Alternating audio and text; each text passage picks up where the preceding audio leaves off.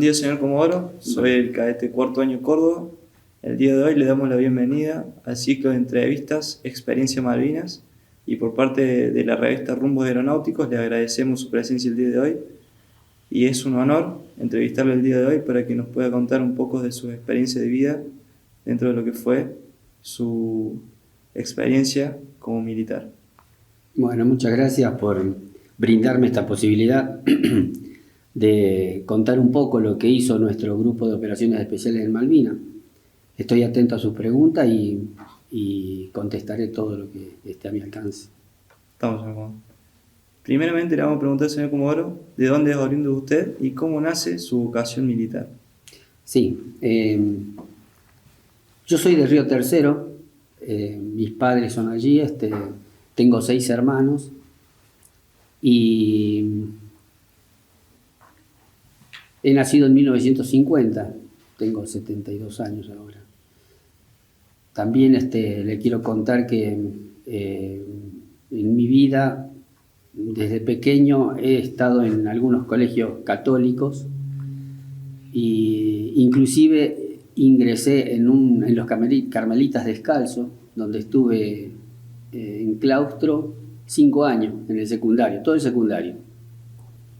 Me recibí de novicio y después el novicio rebelde se tuvo que ir por un problema que hubo, ¿no? Al año siguiente ingreso en la escuela de suboficiales y después escuela de aviación. Bueno, pero a la pregunta que usted me hizo, sí, soy de Río Tercero y mis padres también son de allí, mis hermanos también, todos de allí. ¿Sintió un llamado a la vocación en lo que estaba pasando su infancia, llegando a la adolescencia? Bueno, como le explicaba, yo cuando hice el secundario en los Carmelitas Descalzos, me enteré de los mecánicos de aeronaves y bueno, cuando llegué a mi casa, mi padre me ayudó para que ingrese en la escuela de suboficiales. Pero no tenía mucha noción de lo que era la vocación por pertenecer a la Fuerza Aérea. Lo fui adquiriendo con el tiempo. No tenía la idea fija de ser integrante de la Fuerza. Así como cuando estuve en la escuela de suboficiales, incrementé la idea de ser oficial ya que tenía los 5 años del bachiller completo. ¿En qué año ingresó a la escuela de aviación militar y en qué año egresó? Bueno, yo ingresé en la escuela de suboficial en 1968 y egresé en el 72, en el 71, fin del 71. En el 72 ingresé en la escuela de aviación y egresé en el 75. Una vez que usted egresó, ¿cómo se entera del grupo de operaciones especiales y cómo lo cursa antes de llegar al conflicto? Bueno, le cuento cómo es mi debilidad. Yo tengo una debilidad que es correr maratones. Inclusive acá en la escuela de aviación debe haber en los récords de 3.000 metros debe estar mi nombre si no lo batió algún otro, ¿no? El nombre cuando era cadete batí el récord de los 3.000 metros. Actualmente sigo corriendo casi todos los días. Esa actividad deportiva que yo tenía fue la que me llevó a ingresar en el grupo de operaciones especiales. Bueno, todos la conocían, entonces por eso, como tenía un buen entrenamiento atlético, me llamaron por mensaje para que ingrese al GOE. Y retomando el tiempo, siendo cadete, ¿se imaginó formar parte de un conflicto armado? No, en realidad uno se estudia para defender la patria, como lo decimos en la jura de la bandera, ¿no es cierto? Sí, pero no me imaginé que iba a tener un conflicto bélico. Inclusive estando en el GOE, nosotros nos entrenábamos y nos adiestramos diariamente para el combate, pero no sabíamos en qué momento podía ocurrir algo. ¿Dónde estaba destinado y cómo se encontraba formada su familia antes de que empezara el conflicto? Bueno, el destino mío era el GOE. Yo ingresé al GOE en el año 80 y en el 82 fue el conflicto, ¿no? Mi familia estaba formada por 3 hijos, mi señora estaba embarazada. Cuando yo me fui en abril mi segundo hijo, mi tercer hijo, cumplía años el 8 de abril. Y yo le dije a mi señora que iba a volver al cumpleaños de él. Y ella estaba embarazada de Marcelo, el cuarto hijo. Marcelo nace en agosto del 82. Esos son mis 4 hijos, y los cuales me han dado 7 nietos. Una vez iniciadas las hostilidades y adentrándonos dentro de lo que es el conflicto, ¿qué función cumplió y cómo se enteró del comienzo de las hostilidades? Bueno, la idea es que yo era primer teniente en ese momento, así que nosotros nos iniciamos oportunamente en su oportunidad, el alférez Gutiérrez, que fue el primero que hizo cursos de comando en el ejército argentino, y al ser más antiguo, uno se entera con antelación, pero no mucho, 2 días antes nos enteramos, hicimos una mesa de arena dentro del grupo de operaciones especiales. Allí visualizamos cuál era la situación. No sabíamos que era Malvinas, hasta que hicimos la mesa de arena no sabíamos que era Malvinas, pero íbamos diciendo qué puestos debíamos tomar para poder hacer nuestro el aeropuerto ese, que no sabíamos de dónde era. Ese día era el 29 de marzo del 82, ¿no? Un día antes nos dijeron que eran Malvinas. Entonces allí empezamos a recabar un poquito de información y saber algo sobre las tropas inglesas, ¿no? Pero pudimos recabar muy poca información porque había muy poquito tiempo, había que preparar armamento, había que preparar vestimenta. Entonces era como que en muy poco tiempo había que hacer muchas cosas para buscar información referida al enemigo, ¿no? Bueno, ¿cómo vivió el bautismo de fuego de la Fuerza Aérea Argentina? ¿Y qué es lo que sintió el día que se dice que la Fuerza Aérea tuvo su bautismo de fuego? Bueno, nosotros llegamos el 2 de abril, hasta el 1 de mayo, hay prácticamente un mes. En ese mes estuvimos preparando el terreno. Nosotros ayudamos, como les dije con anterioridad, teníamos muchísimas actividades nosotros, tanto como instrucción de soldados. En un momento se queda un buque, como teníamos buzos tácticos, los buzos tácticos nuestros desarmaron la cadena del ancla que se había enganchado un buque en el puerto de Malvinas. Hacíamos, inclusive nosotros nos adiestrábamos, hacíamos tiro y nos adiestrábamos antes de ese mes, ¿no es cierto? Y hicimos trincheras, preparamos trampas, cazabobos, minas explosivas que poníamos en las playas, en el caso de que avancen. Todo eso en ese mes. Bueno, hay muchas actividades que hicimos en ese mes. El día del 1 de mayo, en el bautismo de fuego, nosotros fuimos alertados la noche anterior de que iba a haber un ataque. Entonces estábamos preparados, en cierta manera.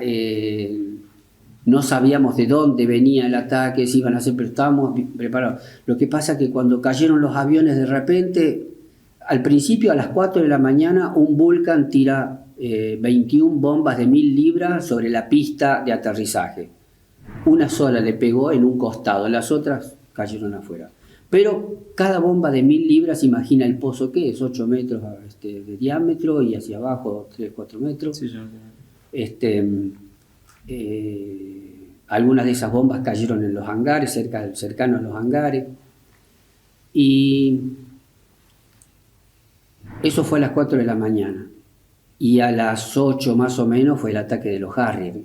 Claro, no sabíamos de dónde venían, pero alcanzamos a verlos porque estábamos atentos, sabíamos que iban a atacar, ¿no?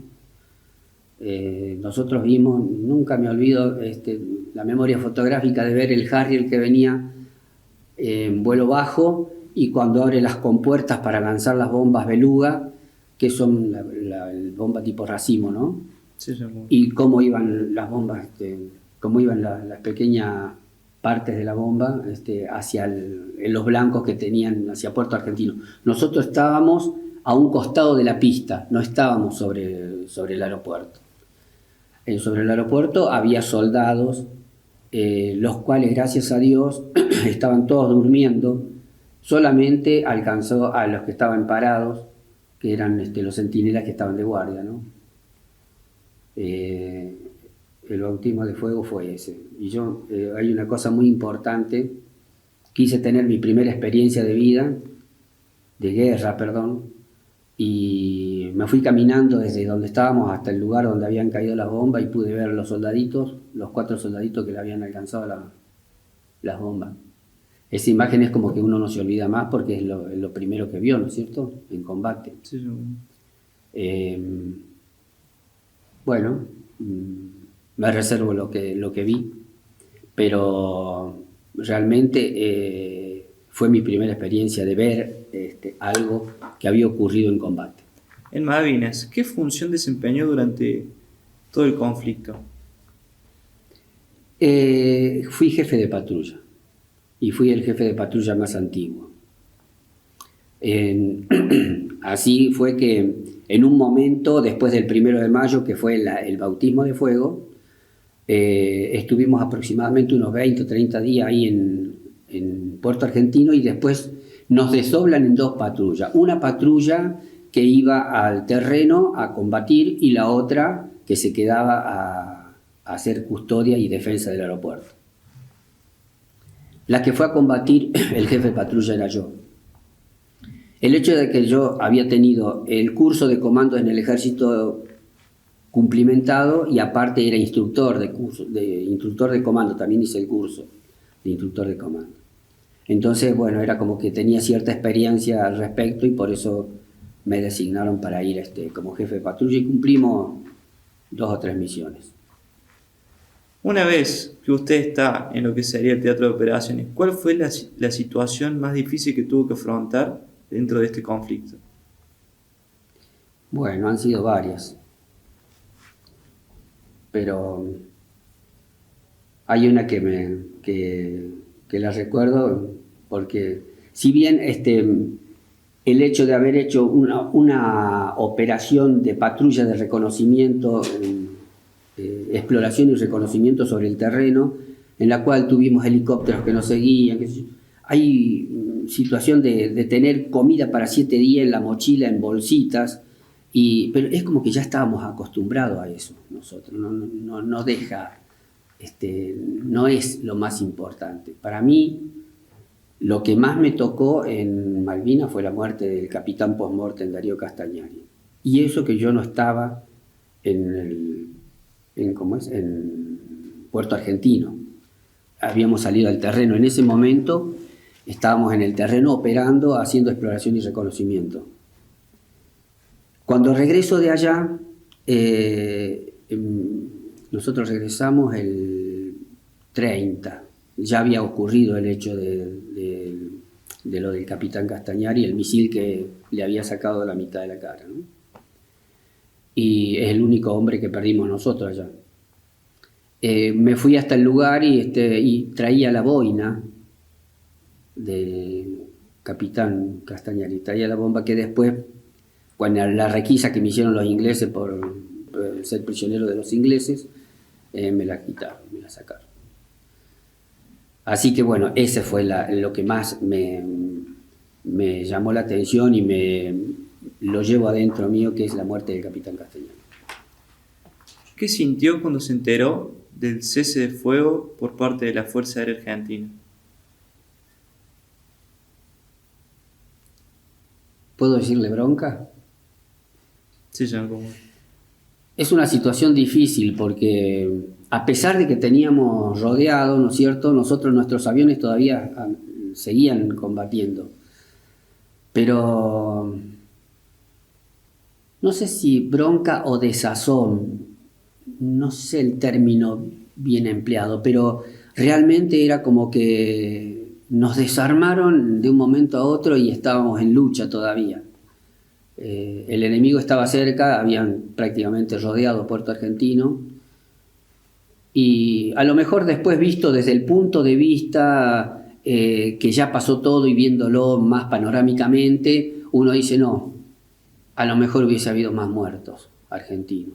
Entonces está bien la decisión, pero bueno, en el momento sentí desazón. Nosotros nos enteramos que después usted es tomado como prisionero de guerra. Queríamos saber cómo fue su estancia como prisionero de guerra por parte de los ingleses, señor Comodoro. El trato fue cordial porque estaba la Cruz Roja Internacional. La Cruz Roja Internacional constantemente controlaba cómo nos trataban, la comida que nos daban y cómo nos manejábamos, si nos daban tiempo para diversión. Inclusive hasta nos pagaron 7 libras, creo 8 libras esterlinas nos pagaron. O sea que es el sueldo que tiene todo prisionero, pero porque estaba la Cruz Roja, ¿no es cierto? Si no estaba la Cruz Roja Internacional no hubiese ocurrido. Y tuvimos 15 días de prisioneros en un frigorífico donde había una bomba que no había explotado, que habían tirado los aviones nuestros. Y después otros 15 días nos subieron a un buque, el St. Edmund, y estuvimos 15 días allí hasta que nos entregaron el 14 de julio. Una vez que usted regresa al continente, ¿cómo es el reencuentro con su familia y seres queridos? Y es una alegría muy grande porque recuerdo que uno de mis hijos estaba cuando llegamos, porque nosotros llegamos a Comodoro Rivadavia y de Comodoro Rivadavia en un Boeing 707 a la escuela de suboficiales CIPRA en Buenos Aires, en Ezeiza. Allí nos estaban esperando los familiares y uno de mis hijos estaba a cocochito, como quien dice, en el hombro de esas cosas que uno no se olvida más, ¿no? En el hombro de mi hermano. Y bueno, fue muy emotivo. Yo tengo una situación muy particular con la familia. Soy muy familiero. Entonces, considero que la unidad familiar es tan importante en las personas como importante es vivir. La familia tiene que estar unida y hay que valorarla, no esperar a que uno no la tiene. Siempre hay que valorar, siempre tiene que valorar la familia. Entonces, por eso le cuento esto, lo de mi hermano, el cocochito y mis hijos, porque lo veo como que es una de las cosas más importantes de la vida del ser humano, la familia. Bien, continuando. Queremos saber cómo continuó su vida como militar profesionalmente. Bueno, le cuento, fui 4 o 5 años estuve en el GOE, después fui jefe del GOE, después hice cursos de inteligencia, estuve también destinado en Río Gallegos un año, en la base aérea como jefe de grupo base, después 4 años estuve destinado en Tandil, en donde están los aviones Mirage, como jefe de grupo base Tandil, y después como jefe de grupo construcciones, y bueno, y después ya los destinos que quedan fueron los últimos en el Museo Aeronáutico y en el Círculo de la Fuerza Aérea. ¿Qué enseñanza le dejó la guerra profesionalmente y personalmente, señor Comodoro? La enseñanza que me deja la guerra, bueno, es valorar 3 cosas importantes valorar. Mire que justo me salen ahora 3 cosas importantes, porque uno en el transcurso de los cursos que va haciendo, porque el curso de comando no es un curso tan fácil, ¿no? El curso de comando hay que pasar muchas situaciones difíciles, muy severas. Y después se hacen otros cursos como de buzo táctico, montañismo, esquí, selva, montaña. Pero bueno, lo más importante es el curso de comando. La enseñanza que yo saco de todo lo que hemos vivido, primero es el jamás te rinda. Nunca hay que rendirse. Nosotros hemos sufrido sueño, frío, sed, hambre, pero siempre hay que cumplir con la misión. Por más que tenga problemas sentimentales o espirituales también. hay que cumplir con la misión bajo todo punto de vista. Y eso también hay que trasladarlo a la vida. Y por eso ustedes van a ser alférez el día de mañana. Porque ustedes tienen hacia adelante el objetivo de cumplir con la misión y jamás te rindas. Hay que cumplir con la misión. La segunda enseñanza es a estar unidos. Nosotros aprendimos por las enseñanzas de grandes estrategas que han estudiado que las tropas unidas es muy valorado porque aquel que combate tiene que estar acorde al que está al lado de él, tanto sea oficial o suboficial, porque cuando uno necesita puede pedir, puede confiar en él. Y de esa manera se cohesiona las personas que están en el grupo. Y la tercera posibilidad, vuelvo a recalcar, es la familia. ¿Siente reconocimiento por parte de la ciudadanía en general? ¿Y cómo fue el reconocimiento desde una vez que termine el conflicto hacia lo que es el presente hoy en día, señor Comodoro? A ver, ¿me puede repetir la pregunta? Si siente reconocimiento por parte de la ciudadanía en general, ¿y cómo siente que fue desde que finalice el conflicto hacia el día de hoy? Sí, hay reconocimiento, mucho reconocimiento, pero bueno, no hay que dejarlo caer. Creo que este año, después de 40 años, es como que ha resurgido la idea de malvinizar. Así como lo están haciendo ustedes, lo hace la sociedad también. Y estoy viendo más programas, estoy viendo más televisión donde sale el tema Malvinas. No sé si han sido por los 40 años o porque la gente, los veteranos, se están dando más a conocer, como nosotros estamos dando a conocer, por ejemplo, hoy con nuestro libro, Bajo Fuego en Malvinas, las situaciones, vivencias y experiencias que tuvimos allá, ¿no es cierto? Entonces como que uno da a conocer más cosas, entonces la sociedad se entera de, mira vos, esto pasó. Y es como que actualmente, en este año en particular, se está tomando más conciencia de las Malvinas.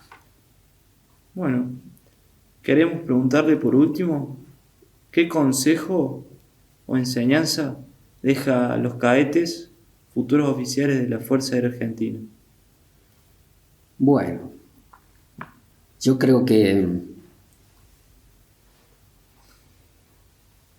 las enseñanzas que puedan tomar están escritas acá. Aquellos que deseen verlas las pueden tomar de allí.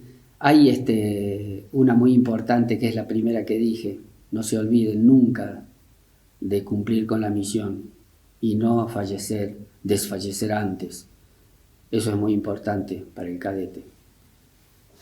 Hay situaciones donde uno vive hostigado por la situación que está pasando, pero no hay que desfallecer. Siempre hay que cumplir y hacer lo que uno tiene previsto hacer, cuando es una idea buena, ¿no? Esa es la enseñanza. Bueno, señor Comodoro, le agradecemos por parte de la revista Rumbos por habernos brindado esta experiencia de vida, lo cual es muy importante para nosotros y para el resto. Muchas gracias, señor Comodoro. No, por favor, el agradecido soy yo. Gracias por compartir.